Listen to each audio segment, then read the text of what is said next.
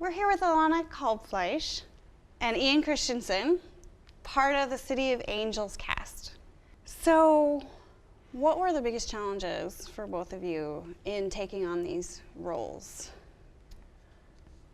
For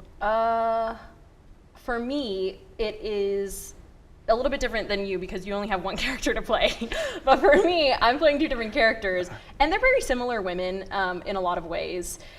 And it's a little confusing to remember who I'm playing right now and to switch your brain really quickly, because in one scene I am this kind of sassy, snappy secretary, and then I go off stage and I put on a red dress and I come on and I'm a completely different, motivated in a completely different way. So I think that's been the hardest part for me. What you don't know about women,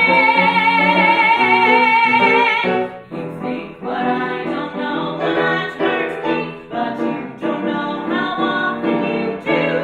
How long ago did good sense desert me? I don't know why I still burn for you. You're mature and short-sighted, an incurable player. Show a lack of discretion. You don't know jack about heartache. Think with your feelings. Think with commitment. You know what emotion, what you don't know about women. It's only a drop in the ocean next to what you don't know about me.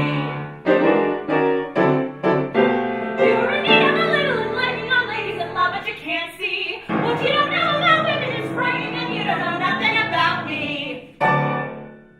The writers insert all these characters that they parallel each other, but and some of the differences are subtle, but some of them are very striking. And so you have the challenge of going, oh my gosh, like the audience has to buy this person and then they have to buy this person, but it's that mishmash. For me, I think that I definitely understand his struggle, or I think we all have that, of everybody going, oh my God, I want to, we live in such an age of celebrity that a little part of our brain taps into going, what if I could be bigger, bigger, bigger all the time?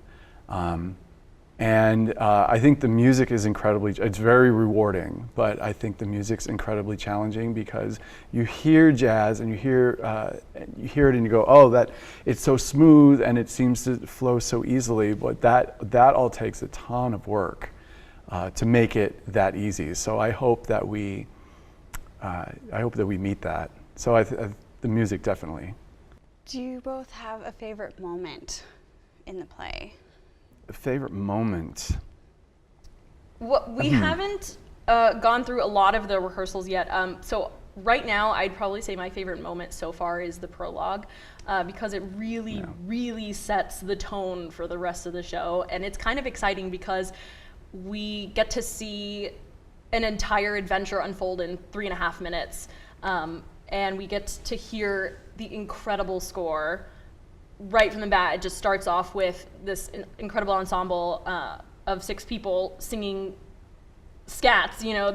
They're not words, but you can still get that feeling and get that, excited. You get tension, you get nervousness, but you also get a little bit of humor and a little bit of sass, which I think pretty much encompasses the entire show. Yeah, I love that. And I'm excited about what we haven't created yet. Because we have a whole nother thing to do, and so a lot of those moments haven't been, I don't know, they haven't come to life yet, and so I think that's exciting because the cast is so good, and I love watching everybody work, and I think everyone's so funny, so funny. It's very funny, and we feed everybody else gets all the super funny stuff.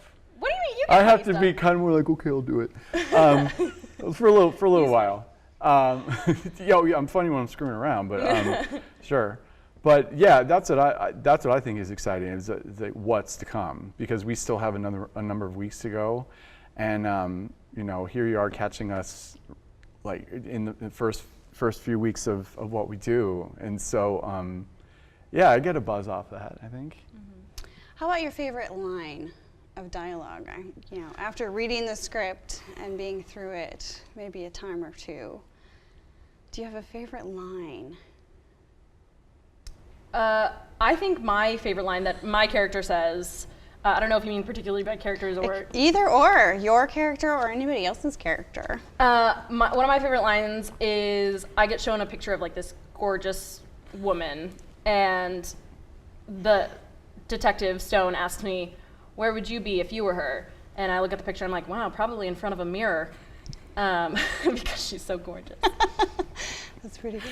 Right now, most of my favorite lines are other characters' lines. That's because, okay. Yeah, I love it. Oh God, Buddy says so many things. Buddy says like, because I love that genre of like, we're gonna get you. See, look over here. See, I love that. You I gotta love that. think And about they always, some of these things they yeah, say. and I grew up on cartoons a lot, like Warner Brothers cartoons, and they always had those couple characters that would come in and go, listen here, see, you never get asked. And so that's kind of what this is when it's in the film noir phase of it. And I love that because it's so stylized and it's such a specific part of American cinematic history. So I've been paying a lot of attention to that. And I hope that's what I'm supposed to be doing because that's really coming out of Stein's brain. Mm-hmm. And so I guess those are kind of my lines because Stein is supposed to, well, not my lines, like I didn't write it, but they are Stein's lines because he's writing these characters. And so I love that you get to step inside his head through them. Yeah, definitely. I think so. Thank you both for being here and sharing with us. Thank you.